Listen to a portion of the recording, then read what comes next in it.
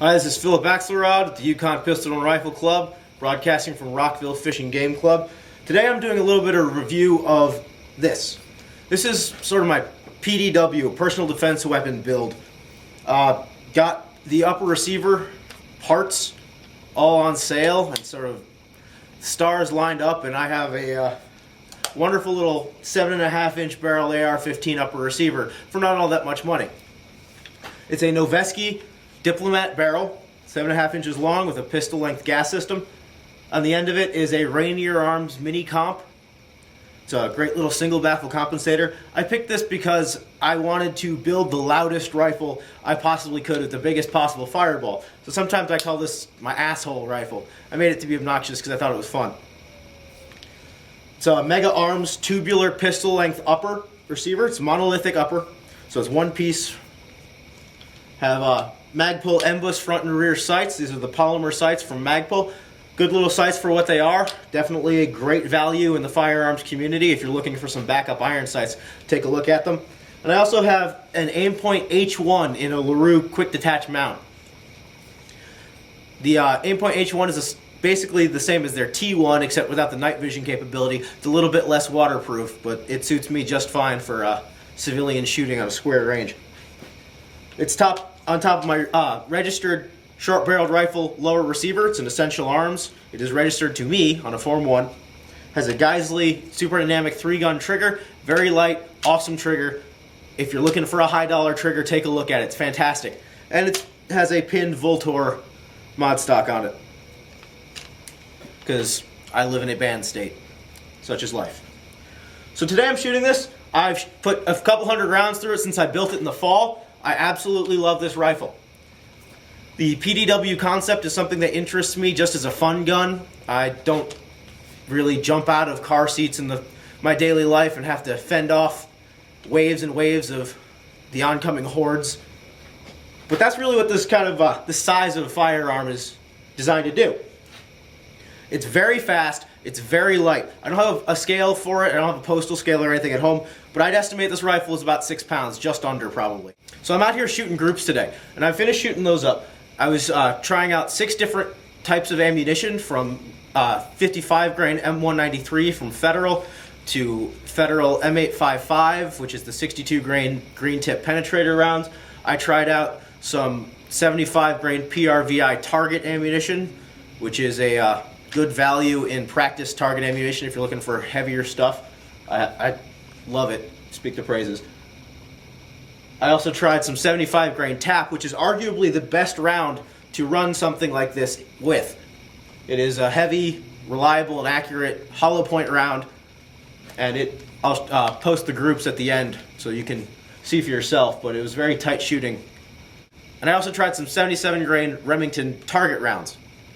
And those group the best. They are designed to be extraordinarily consistent. So for shooting groups, I had the Zeiss 4.5 to 14 power Conquest on a LaRue mount. This is a great little optic. I've had it for a little while. I have it on, usually mounted on a Mark 12 style rifle. So more of a precision-based .223 caliber rifle, 5.56 caliber rifle. I put it on the 7.5. It looked comically large and really gave me that little bit of extra magnification I needed to figure out how tight this thing can shoot. Now the downside to a rifle like this is that it's loud. And again, that's one of the reasons I built this, is because I think that's fun. But if you're looking for a serious use duty carbine, or a serious use should the end of the world as we know it should hit the fan kind of stuff, 7.5-inch barrel might not be what you go for, at least not with this compensator. I live in a state where you can't have a flash hider on a post-band rifle. This is a post-band lower receiver, so I can't use a flash hider. So at least without a flash hider, this probably isn't the best concept for a fighting rifle. It's a huge fireball, extremely loud. You cannot shoot this without ear protection without having lasting hearing damage. But it is a shit ton of fun. A little bit of a demonstration.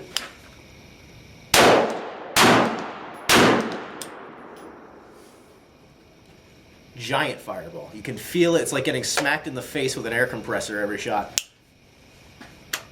Marvelously entertaining. To go with this rifle, I also have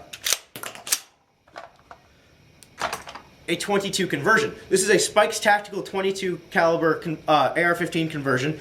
It uses the Black Dog magazine, 25 round mags. They also have 15 and 10 rounders available for people in states with mag restrictions.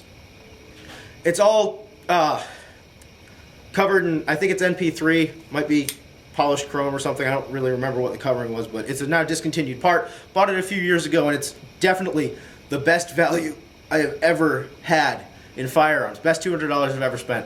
If you are looking for a 22 conversion, I love my Spikes. They don't make them anymore. I'm sure things like CMMG make fantastic little conversions as well. And I've actually debated turning this into a dedicated 22.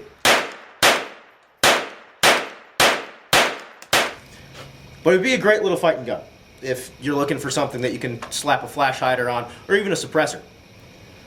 Most suppressor manufacturers won't warranty a 7.5-inch barrel because the pressure is enormous at the end of this round, the end of this barrel as the round comes out. So unless you have a suppressor with an Iconel baffle or mount, or both preferably, chances are your suppressor manufacturer won't warranty a 7.5-inch barrel. As I've talked about in my previous videos, at the 100-yard line on this range, there's a big steel plate. And with a 7.5-inch barrel, you can still hear it smack every time. With such a short barrel, you lose a lot of velocity of your rounds. And so the effective range is essentially halved, if not more so, from what you would get with a 14.5-inch carbine, a 16-inch carbine, or a 20-inch rifle. The effective range of the 20-inch M16 is about 600 meters. With a 7.5-inch barrel, I would probably cut that into a third and say about 200 meters for effective hits on targets. That's not to say you can't shoot past that with 7.5-inch barrels, but that's pretty much my comfort zone. And at realistic distances for defense, you're probably talking about 50 to 100 yards for good shots with such a light rifle. So if you're in the market for a fun little SBR that may or may not have a lot of tactical value to it, just a great little range toy, great little backpack gun, something like that, I'd suggest looking into a 7.5-inch barrel. It's pretty much as short as you can get with reliable function. This hasn't choked on a round yet, and I've put a couple hundred rounds through it, so there's still a lot of time, a lot of room for error. But great little rifle, lots of fun, especially with a 22 conversion for kids, for people who might be muzzle blast sensitive, and a shit ton of fun on the range. Stay safe. Good shooting.